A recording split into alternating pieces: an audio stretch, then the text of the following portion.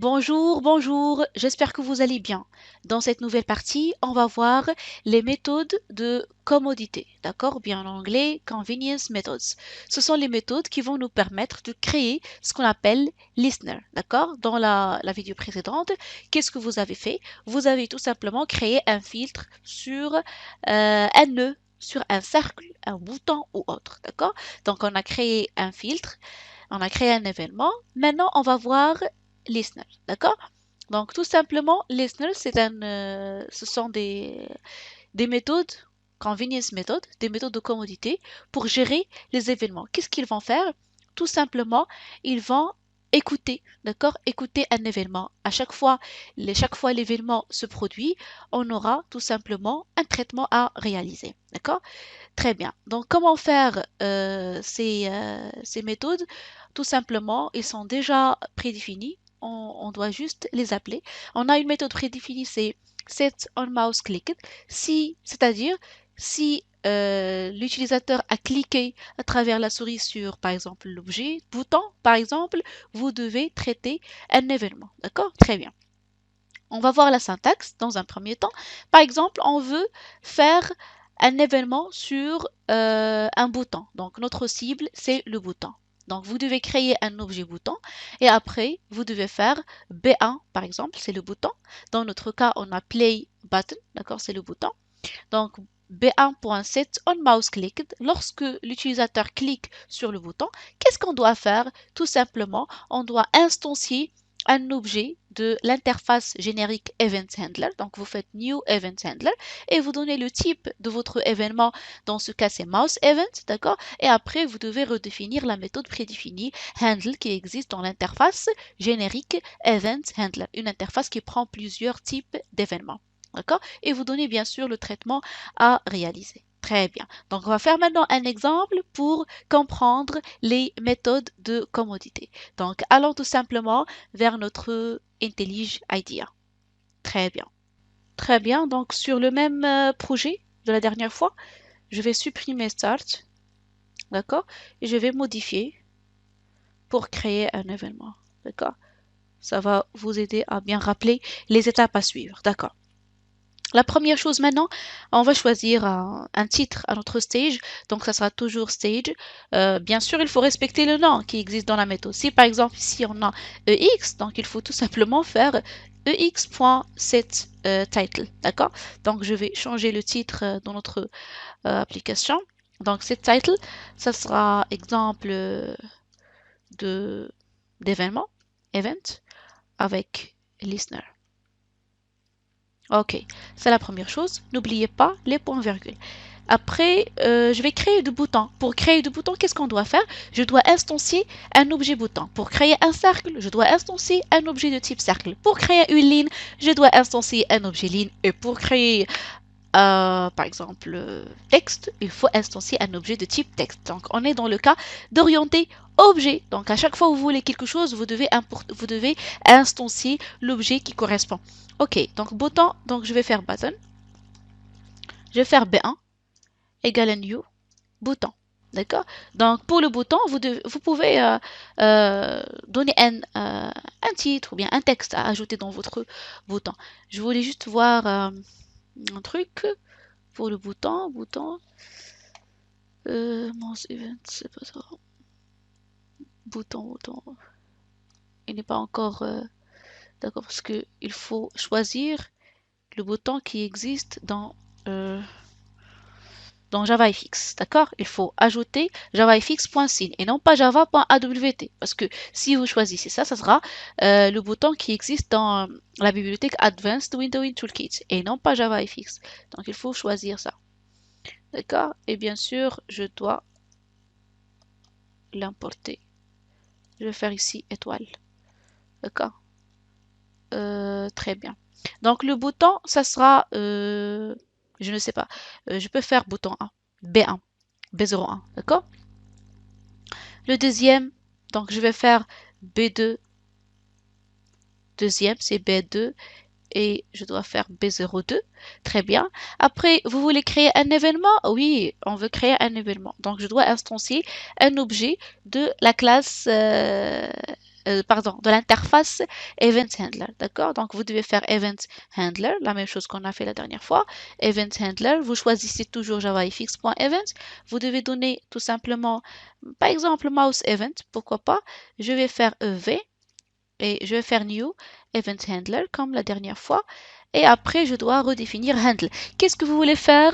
On veut juste avoir un message, mais un message sur l'interface graphique et non pas la console. Si vous faites system.out.println, ça va être affiché dans votre console. On veut l'afficher normalement dans l'interface. Donc je vais créer un autre label. Donc je vais faire label L égale à new label. D'accord? Très bien. Et pour le label, il faut donner L.setAlignment, l'alignement. Je vais faire center. D'accord? Le centre. Donc label.centre. D'accord. Normalement, je dois afficher quelque chose. Donc ça sera L, le label, point setText. D'accord? À chaque fois, il va cliquer sur le bouton A, on aura normalement un texte. D'accord? Un texte qui sera affiché. Donc L.setText, vous avez cliqué sur le bouton, sur le B01. Ok, merci. Je dois ajouter point virgule. D'accord. Donc on a fait le premier événement. Donc l'événement, il doit être ajouté à un autre bouton. Comment le faire? Donc je dois faire bouton B1 point et j'ajoute add set. Soit vous faites set on mouse clicked ou bien set on action. D'accord? Donc je vais faire set on action.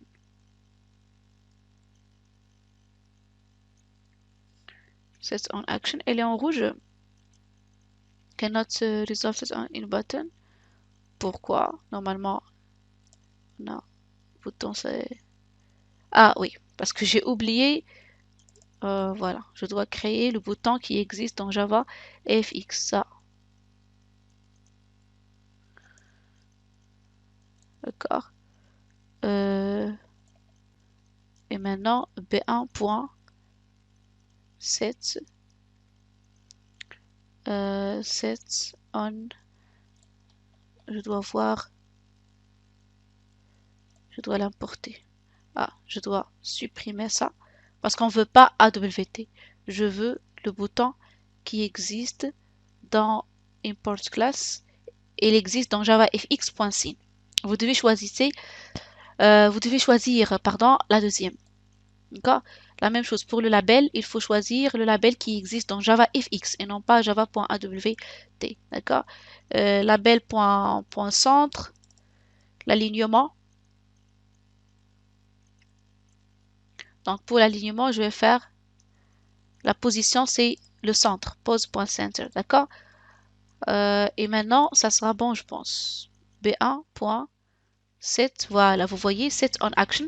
On a set on mouse clicked, je vais faire set on mouse clicked. Si vous cliquez, set on action, c'est-à-dire n'importe quelle action qui est exécutée sur le bouton. Si vous faites set on mouse clicked, vous voulez dire juste cliquer sur le bouton à travers la souris.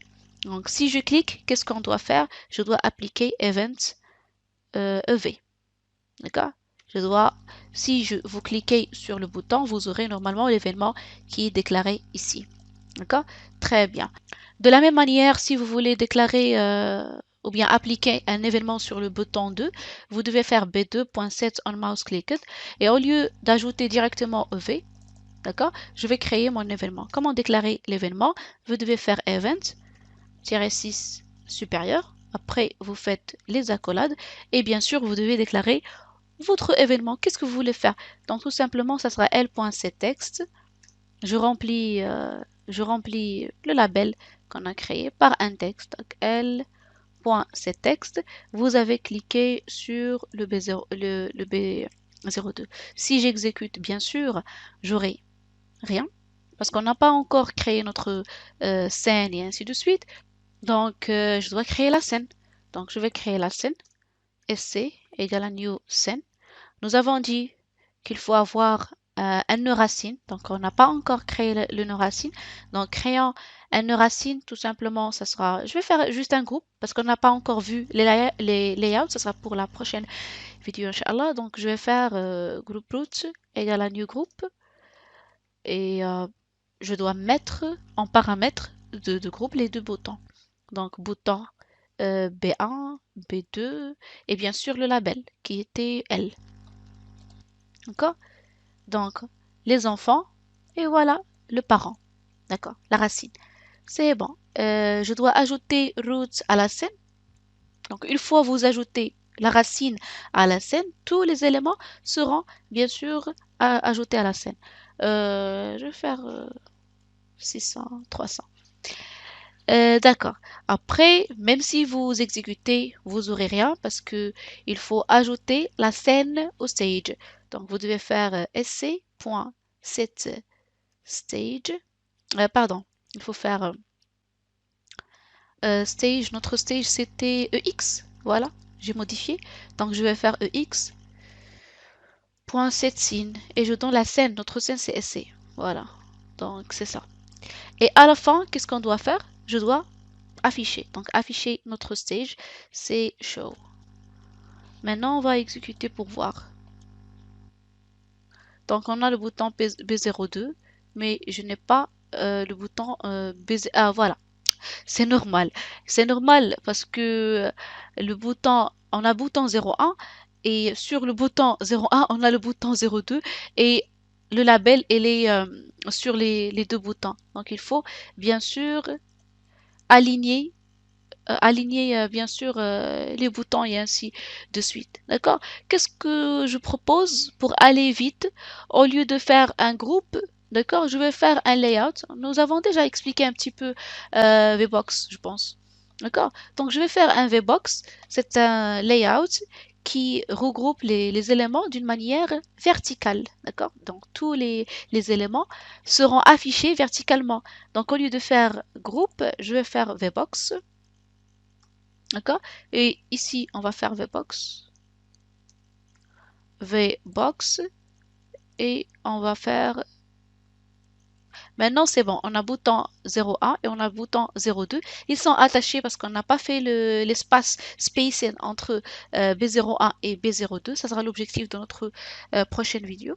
Donc, B01, si je clique sur B01, j'aurai, vous avez cliqué sur le bouton 01. Si je clique sur B02, j'aurai, vous avez cliqué sur le bouton 02. L'objectif maintenant, c'est juste de comprendre comment créer une méthode comment appeler une méthode de commodité ou bien listener, des méthodes qui va tout simplement écouter, d'accord? Il écoute B1. À chaque fois que vous cliquez, vous aurez bien sûr ce traitement. À chaque fois que vous cliquez sur B2, vous aurez bien sûr ce traitement. Avant de terminer cette vidéo, j'aimerais bien partager avec vous un autre exemple en utilisant un graphique. Pourquoi pas on peut faire un graphique circulaire parce qu'on a déjà parlé qu'on peut faire des graphiques circulaires ou n'importe quel type de graphique en utilisant JavaFX. Donc très bien. Je vais tout simplement ajouter juste un titre, donc ex.setTitle. D'accord? Je vais faire PyChart. On peut faire un diagramme circulaire qui, euh, qui, euh, qui représente le nombre de femmes et hommes euh, dans dans une entreprise, par exemple. Donc, qu'est-ce qu'on doit faire? Je dois créer une liste des données, d'accord? Donc, je vais faire liste, d'accord? Vous devez choisir la première, d'accord? Donc, c'est une liste qui contient un type bien sûr PyChart, d'accord? Ça sera PyChart.data, d'accord? Donc, on va essayer de créer comme ArrayList. C'est une liste qui va contenir notre data. Donc, je vais faire PyChart data, d'accord? Égal à new ArrayList, d'accord? Et je vais faire point virgule. C'est la première chose. La deuxième chose, c'est d'ajouter bien sûr vos données, d'accord? Donc comment ajouter? Donc ça sera PyChart data.add parce qu'il s'agit d'une liste, je peux ajouter et je dois instancier bien sûr PyChart.data, d'accord? Donc vous devez faire new PyChart.data et vous donnez bien sûr on va faire femme, d'accord? Donc femme, ça sera virgule 125, d'accord? La même chose, je vais ajouter les hommes, le nombre des hommes. Je vais faire peut-être 165. D'accord? Donc, on a créé les données. Donc, je dois créer maintenant le graphique circulaire. Comment créer le graphique circulaire? Donc, je vais faire un commentaire. Créer graphique circulaire. Circulaire. OK. Donc, le graphique circulaire, ça sera PyChart. D'accord? J'ai instancié un objet. Ça sera juste P. Ou bien graphique. Je vais juste faire circulaire. C'est à vous de choisir le nom quand vous voulez. Donc, New PyChart. C'est bon. Et après, je dois ajouter les données. D'accord? Donc, je vais faire circulaire. Notre diagramme, il est vide. Donc, je dois faire getData. Point. Add all. D'accord? Add all elements. D'accord? Add all. Donc, j'ajoute tous les éléments. Les éléments, c'est PyChart data. D'accord? C'est cette liste qui contient les données. Très bien. Point virgule. D'accord? Donc, on a ajouté les éléments. Maintenant, qu'est-ce qu'on doit faire? Je peux, par exemple, ajouter un titre à notre pie chart. Comment faire? Donc, ça sera tout simplement circulaire point set title, d'accord? Le titre. Donc, le titre, ça sera répartition des hommes et femmes. D'accord? C'est le titre de notre diagramme circulaire. Et après, si vous affichez, bien sûr, on n'aura rien parce qu'on n'a pas encore attaché attaché la scène. Donc, tout simplement, je dois créer dans un premier temps la scène. D'accord? Donc, la scène SC égale à new scène. Donc, lorsqu'on fait new scène, il faut tout simplement donner, tout simplement votre route, d'accord? Donc, soit vous créez par exemple layout, je ne sais pas, par exemple VBox ou autre, et après attachez votre PyChart qui est circulaire à ce layout et ajoutez le layout à scène, d'accord? Ou bien directement, vous pouvez faire circulaire dans votre scène, d'accord? Très bien. Donc, je vais attacher le circulaire, le diagramme circulaire à notre scène et après, pardon, et après, vous pouvez bien sûr changer à largeur et hauteur. Maintenant, je vais choisir par exemple 800, 600, d'accord?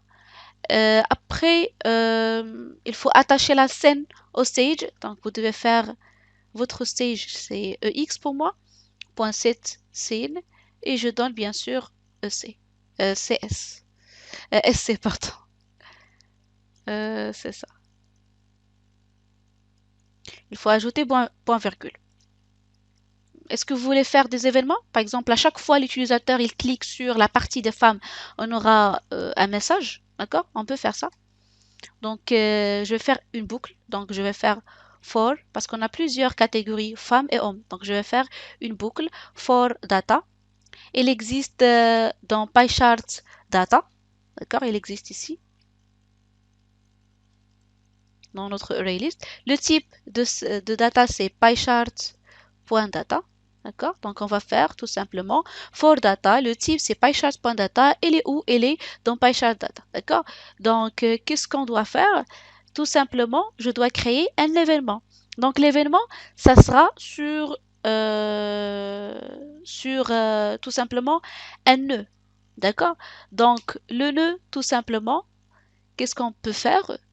On peut choisir, par exemple, data. D'accord? Donc, je vais faire data. Parce que pour chaque data, on doit faire ça. Pour chaque élément dans notre liste, je dois retourner le nœud. Donc, c'est data.getNode. Retourner le nœud. D'accord? Et sur ce nœud, on va ajouter un événement. Donc, je dois faire .add event handler. D'accord? C'est un événement. pour récapituler, d'accord? Donc, ça sera tout simplement data, c'est par exemple cette ligne c'est data, cette ligne aussi c'est data. Pour chaque data qui existe dans notre PyChart.data et plus précisément il s'agit de la liste PyChart data. Pour chaque data, je dois retourner le nœud et ajouter sur ce nœud, ajouter un événement. L'événement, ça sera tout simplement le type c'est mouse clicked, donc ça sera mouse event. Bien sûr, choisissez toujours javafx.scene, mouse event.mouse clicked. Et qu'est-ce qu'on doit faire? Ça sera un événement. Je peux tout simplement faire lambda expression, d'accord? Pour, pour indiquer qu'est-ce qu'on doit faire. Donc, ça sera event. Je vais faire -6 et supérieur. Et j'ouvre les accolades. Et vous pouvez définir maintenant ce que vous voulez. Pour moi, je propose de créer une alerte, d'accord? À chaque fois, on clique par exemple sur homme ou bien femme, nous aurons une alerte qui affiche les hommes avec le nombre, les femmes avec le nombre de femmes, hommes avec nombre de femmes. Ça sera une alerte, d'accord? Donc, pour créer l'alerte, il faut instancier l'objet alerte, comme ça. New alerte. Je dois donner le type de l'alerte. Pour moi, ça sera juste une information, d'accord?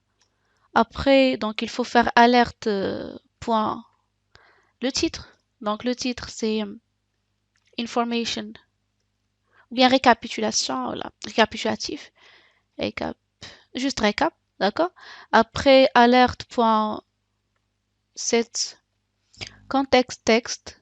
Donc le message à afficher, vous avez cliqué sur il a cliqué sur quel élément? Il a cliqué sur data.getName, le nom de l'élément, plus une chaîne de caractères, plus on peut faire data. La valeur, d'accord, la valeur. Après avoir réalisé ça, on doit afficher l'alerte, donc c'est alerte.show, d'accord.